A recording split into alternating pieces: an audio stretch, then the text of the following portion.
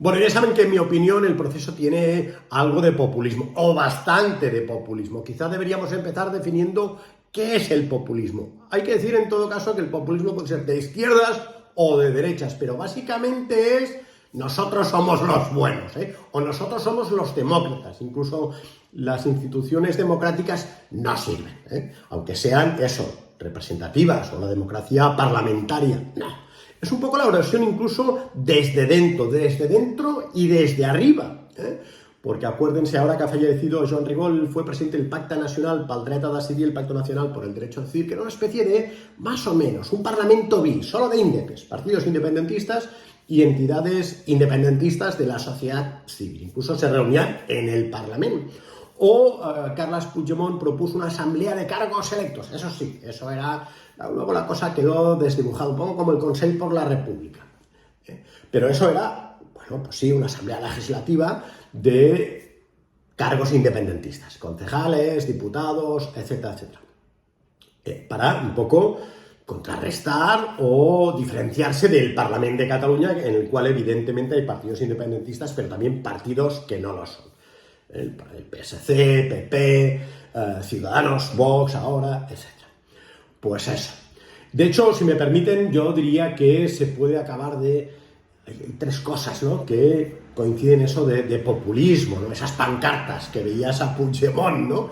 A mí las pancartas, la verdad es que me dan mal rollo, Aunque, Rius, ¿cómo se te ocurre criticar las pancartas con esa camiseta que llevas?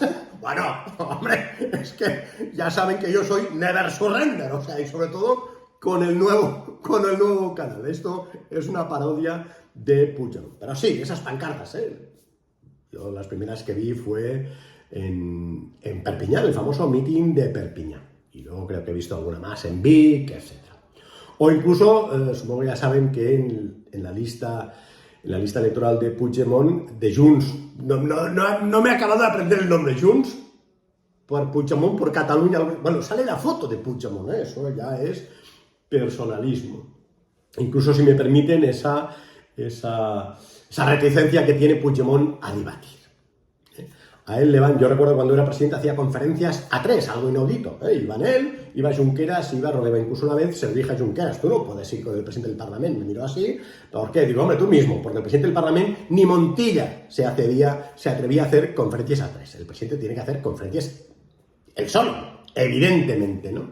Y si puede ser, además, ruedas de prensa. Pero así, Puigdemont, la cosa quedaba diluida y tampoco en una conferencia, evidentemente, tampoco hay preguntas. Ahora admite, eso sí, entrevistas de medios afines, por ejemplo, pero no debatir, ni que sea telemáticamente, lo cual refuerza esa sensación de populismo.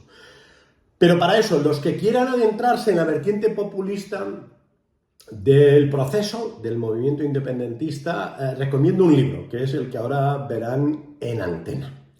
El libro es del 2020, pero sigue vigente. De hecho, los libros buenos no envejecen. Está escrito por Josep Burgalla, que es un historiador, fue concejal del PSC en Vic, de hecho vive, creo, en la Cataluña, en el territorio comanche, más o menos, la Cataluña profunda. Pero el libro, si me permiten, vale la pena porque describe eso, y lo describía ya desde el principio. Solo por el prólogo tiene pocas páginas, la introducción, vale la pena el libro.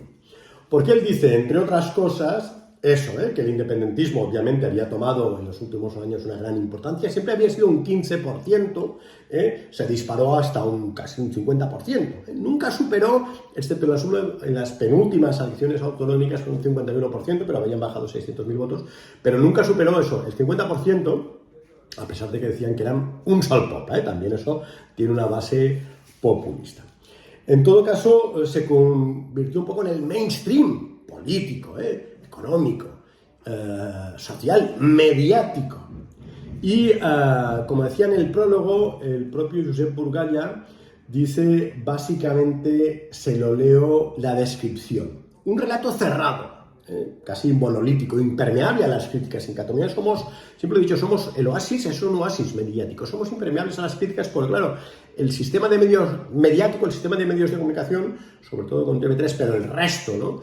Bueno, aquí Cataluña Radio y RAC1 juegan más o menos a lo mismo, casi todos los digitales, incluso de los periódicos de papel, los 4 directores que hay, hombre, todos más o menos están a favor del proceso de una manera u otra. Bueno, pues él decía esto, un relato cerrado, aquello vender horizontes de progreso, también, más aquello con los brazos en cruz, ¿no? Haciendo el Mesías, iba a ser una travesía del desierto, pero al final llegaríamos al paraíso terrenal. El uso sesgado de la historia, también la construcción del relato, yo diría que la conversión, ¿no? La transformación de la historia en un relato político, o ajustar unos hechos históricos, unos hechos del pasado a unas aspiraciones políticas. Ahí también, como saben, la identificación enemigo-enemigo. Los enemigos eran, bueno, no solo Madrid, sino también los ñordos, los butiflés, ¿qué más? Los colonos, etc. El victimismo, no nos quieren. Incluso la construcción de una realidad imaginaria.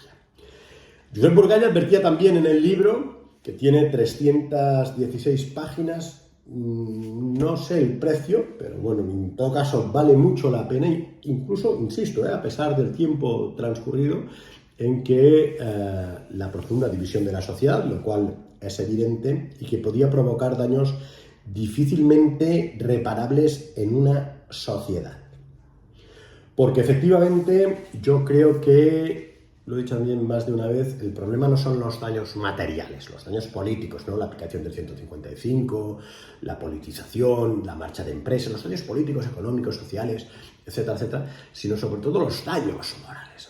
Esos son los más difíciles de curar y los que van a tardar más tiempo. Por eso este libro es muy recomendable.